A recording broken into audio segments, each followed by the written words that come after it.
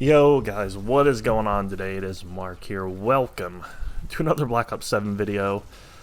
Today we're on some zombies and some Astra Malorum, and something I didn't think I was going to do just because there's so many other YouTubers and zombie creators out there doing it, but I wanted to give you like my rundown just from like an average. I'm probably above average at zombies. But I just wanted to give you like my rundown and take on how to beat the boss. Obviously, there's Easter egg guides out there. There are steps out there. You guys can get to the boss. It's the actual boss fight itself on this map that is so freaking challenging. And first off, that's great. Like, people that have been complaining about it, and even I'm one of those people that have failed this at least 10 times before I finally got it. It probably took me a week of trying and trying and trying. And I've done co-op. I've done 2, 3, 4 people, and I failed one solo before this, and then I got this run. And first off, just going into it, I think that's what people need to realize they need to do is get into the boss fight, figure out the mechanics, watch your videos, see what happens on each phase. That way you know what you need to do and when to do it. But I wanted to walk you through solo because I feel like solo, for those players that are average or above average, is very, very doable and actually very easy. So I'm going to give you guys my tips and what I did through each phase here. That way I can help you guys get through this boss. So phase 1 in solo compared to co-op, it's more hectic, especially in co-op, because there's 4 people. There's going to be 4 different beams that come down.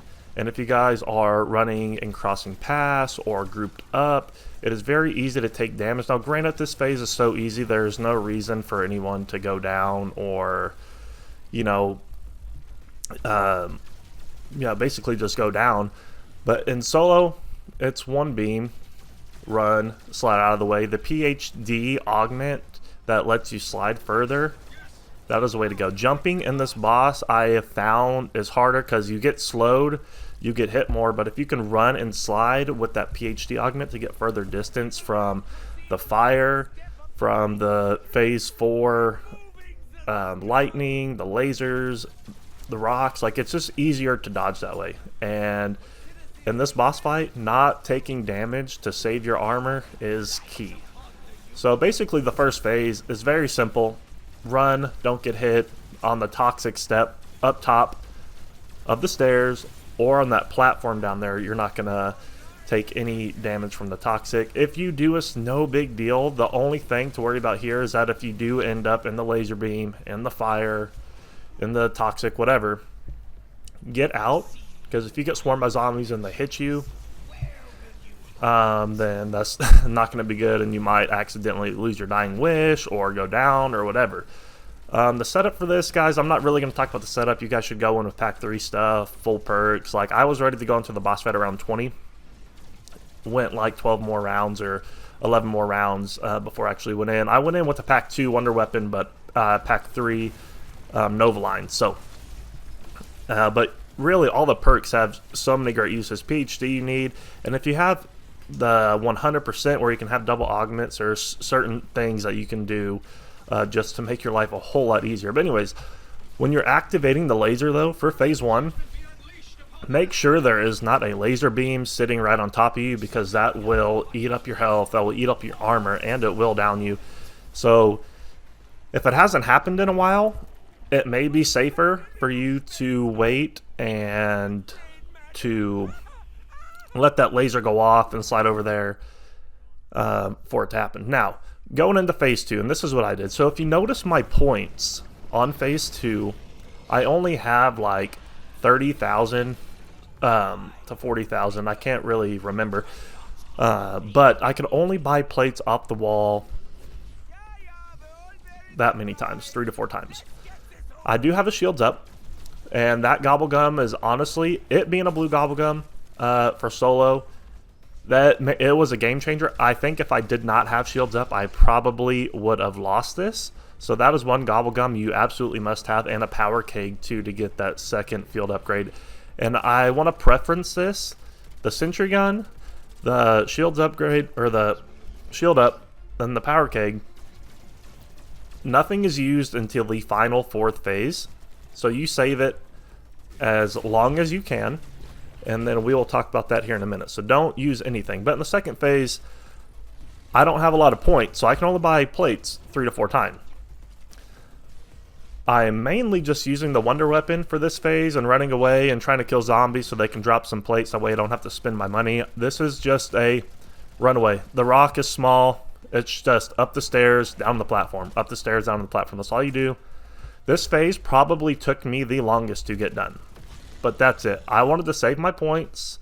I just wanted to play it safe, play the long game, because this was my first time completing it. So if it's yours as well, there's no need to rush it. I know there is YouTubers and guides out there for powerful weapons to take this guy down, but mainly Wonder Weapons, save points if you can. If you have a lot of points and you can afford the ammo and the plates and blah blah blah blah blah, then do it. I'm all for it, but I wanted to play it safe, and this phase is not hard at all. And you're basically going to repeat this pattern for the next 3 phases too. You're just going to, once he jumps up top, you're going to jump down low. Once he jumps down low, jump up top. And that is basically the route you're going to do, but you need to watch out for his ground slam, because that has screwed me over so many times. And I think it's kind of finicky too, because there are times where I feel like I'm in the air and I still get hit and it slows you down. It's a slow down effect that really, I feel like, screws a lot of people over. But going on into the 3rd phase, when he does do his ground slam and starts throwing big rocks, I like to use the Wonder Weapon just to get the crit spot open, and then I just try and melt him as fast as I can. When you are trying to maneuver him, I know there are times in this gameplay where I don't do it, so I feel like maybe I would have got a little lucky, but I always try to have my eyes on him at all times. If I'm trying to run away from him, that's different, but you need to watch out for when he is throwing stuff and when he is doing a slam, and you need to make sure that you are trying to jump and avoid it to avoid damage. You also need to be keeping an eye on the ground for plates that have potentially dropped. And I say if you get down to 1 plate that isn't fully repaired, this is time to start either one, like I said, cautiously looking down to see if there are plates on the ground, and if you don't see any, this is time to buy plates, because the next phase we are going to use stuff to prevent all that from, or just go ahead and use it, because the next phase we're going to use all of our stuff to just overtake the last phase. That way we don't have to worry about insta-downing or just getting screwed over. So this 3rd phase, play it smart, play it safe, but if you have to, spend your money. Spend your money, don't go down, don't risk it. And then in the 4th phase, it's time to go in.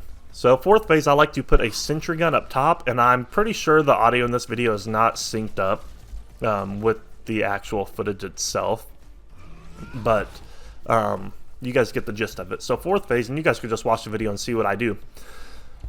4th phase, sentry gun goes up top, and another good gobblegum for solo could be support group, just because you get all the kill streaks. You can use the RC car and the boss and then blow it up, whatever. And then you could put a 2nd sentry up top on each side of the stairs. That way there's just something, even if you're running around, there is something constantly shooting at the boss. And that helps you break the armor faster. So once you get the armor broken, same strategy, don't die. I like to use the Wonder Weapon to do it. But if you have the points for ammo, if you have Mule Kick with high enough packed and rarity guns, you can go ahead and use those. Get his armor broken as fast as possible. Pop your shields up too at the start of phase 4, because it's gonna last long enough. And then after his armor is broken, you just want to Aether Shroud, just blast. And in my gameplay it kind of sucked because his like tracking was all over the place and he did not want to like turn around. His back was turned to me the whole time, and I couldn't like see his actual crit spot. But anyways, yeah, if luck has it, but the idea is pop your Aether Shroud, lay into that, pop your Power Keg, do it again. But I'd like to do it in a way that if I am not in a position to where I am getting hit or I'm not taking any damage, I'm not using my shrouds right away. And that's the difference between what I did versus a lot of other YouTubers I've seen. I played it safe. If I can deal damage, fine, without taking hits, without getting in the lightning storm. And that's the other thing, the lightning storms, those will basically insta-down you if you stay in there. If you have the PhD augments where you don't take environmental damage, slide through those. Get away. When he throws a meteor, that is where the lightning is going to be. You need to avoid his meteor attacks more than anything on this last phase. But play it safe is what I'm getting at. If you're not taking enough damage to put you in any jeopardy, there's no reason to really use Aether Shroud. In this phase, I was using my Casimirs more just to keep the zombies off me. That way I could focus on seeing if there was the lightning on the ground, and that way I could focus on them a little bit more. But this is the phase. Play it safe. And if you think that, or for one, if the shields up should keep your plates up this whole round. I did not have any problem with plates with shields up, so that is a gobble gum that you must take in. But if you're going to take damage, pop Aether, hit that crit spot, make sure you pop your power keg right away. I tried to do it once and it did not take, and I was like, oh shit, because I was trying to click it again and it didn't let me do it. But that is the way I would do it. It is so simple, but after you go in and try it a few times and fail, there's really not much to it. I feel like I'm confident enough knowing what I know now after trying and failing, because the very first couple of times I did it, I watched Easter egg videos to that point. But I wanted to learn the boss fight for myself and the ins and out of it, and yada yada yada. But yeah, I definitely think solo is the easiest way to do it. And the way that I did it and just taking my time, like I think I took like 15 minutes to do this boss, and there's people that are instantly doing it. But for a first timer, definitely take your time, set up, have points, don't risk anything. There's no reason to go in and risk it for your first time if you're just trying to complete it. But anyways, guys, hopefully this was helpful. I know it was kind of all over the place. I know it just seems like common sense, like simple stupid, but a lot of these people are saying use this gun, and pop Aether, instantly kill him. Well, for people that are average or don't have stuff leveled up and blah blah blah, like, I feel like this is a very good alternative, and hope you guys did enjoy. If you guys do need help, make sure to leave a like and comment down below, and maybe possibly in the future we can do Easter egg streams or videos or help with subs or anything along those lines, because I do have another video coming out in a couple of weeks of my Road to Nuke series where I talk about possibly wanting to also do a zombies series or videos or something along those lines. So anyways, guys, hope you guys did enjoy. I will see you guys in the next one. Until then, guys, I'll see you later. Peace.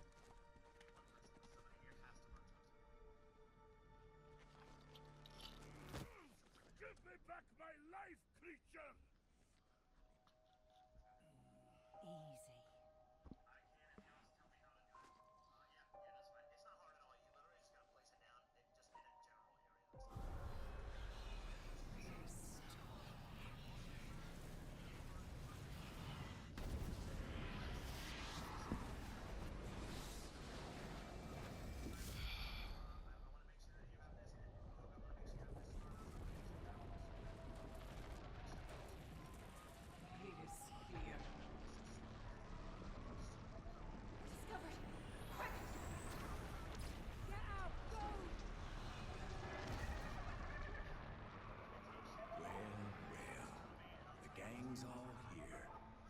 And if you ain't the ones been busy letting my pets out their cages, I think y'all earned yourselves